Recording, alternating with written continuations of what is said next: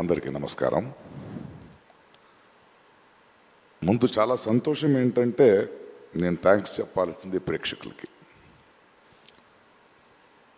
ఇప్పటిదాకా మాట్లాడిన వారు టీం సినిమా చేసింది ప్రతి ఒక్కరూ పేరు పొందిన వాళ్ళే, ప్రతిభావంతులే. కానీ ఈ సినిమా నాకు నచ్చేది ఒక మెయిన్ రీజన్, శివ చెప్పిన ఐడియా, దాన్ని నమ్మిన తారక్.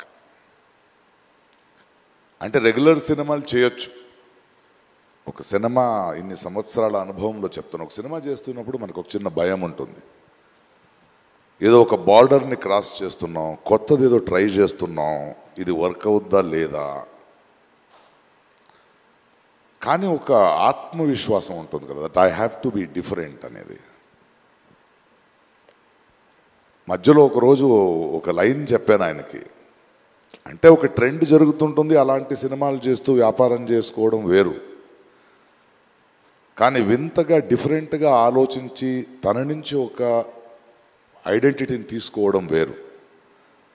అంటే ఒక ప్రవాహం కొట్టుకు వెళ్ళిపోతుంటే చచ్చిపోయిన చేపలు చాలు దాంతో వెళ్ళడానికి, ఎదిరి తీయడానికి ఆ చేపకి ప్రాణం ఉండాలి. అలాంటి ప్రాణం ఉన్న ఇద్దరు ఇళ్ళు, Shiva and Tarak. They ready to risk to do something new.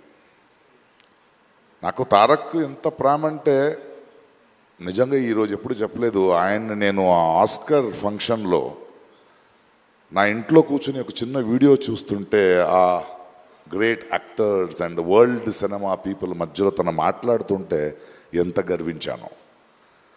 ఎందుకంటే చాలా సంవత్సరాల నుంచి చెప్తున్నాను, తెలుగు సినిమాలో నాకు నచ్చిన హీరోల్లో నటులు అని ఎవడైనా ఉంటే అది నా తారక్.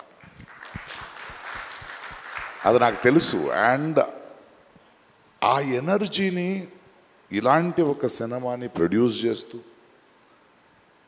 శివతో నించొని ఈ కథను డిఫరెంట్గా చేస్తున్నావు నేను ఉంటాను. అంటే ప్రతిరోజు ప్రతి సీన్లో ప్రతి ఎలిమెంట్లో ఒక డైరెక్ట్గా అండగా నించునే ఒక యాక్టర్ ఉన్నాడు కదా. And the producers and the team, అంటే అందరిని తీసుకోవడం, whether it is Anirudh, whether it is our art director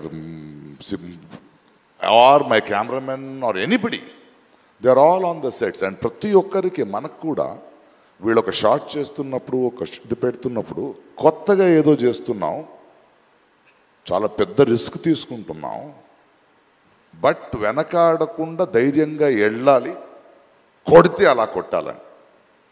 so cinema release అయ్యే రోజు వరకు నాకు లోపల గుండెగా ఉంది. ప్రతిరోజు డబ్బింగ్ చెప్పేటప్పుడు కూడా అది వేరే భాషలో వెళ్తుంటే నేనే వెళ్ళి కూర్చున్నా, ఆ రైటర్స్ని పిలిపించుకుని. లేదు, ఎందుకంటే నాకు భాష తెలుసు, నేను డబ్బింగ్ చెప్పగలను అనేది కాదు. ఈ టీంలో ఉన్న నిజాయితీ నాలాంటి వాడిని ఎలా మారుస్తుందంటే ఈ భావాన్ని ఇంకో భాషలో మిస్ అవ్వకూడదు. తెలుగులో ఇక్కడ ఆలోచించిన ఈ కళ ఇంకో భాషకి వెళ్ళేటప్పుడు ఏదో సింక్ చేసి వెళ్ళకూడదని వర్క్ చేస్తూ వెళ్ళాను. ఎందుకంటే ఆ నిజాయితీని వీళ్ళందరూ చేస్తున్న వర్క్ చూసి వచ్చిన నిజాయితీ అది. ఏదో వచ్చాం వెళ్ళాం కాదు. వాడు శివ ఇక్కడి నుంచి ఆయన విత్ అనిరుద్ధ్ అంటే ఆయన ఇంట్రెస్ట్, ఆయన మన రత్నవేల్ ఒక్కొక్క ఫ్రేమ్ పెడుతున్నప్పుడు కూడా ఆకున్న కసి, ఒక్కొక్క సెట్ వేసేటప్పుడు స్పెషల్ ఎఫెక్ట్స్ ఉండొచ్చు, యాక్షన్ ఉండొచ్చు, the way they were doing their homeworks.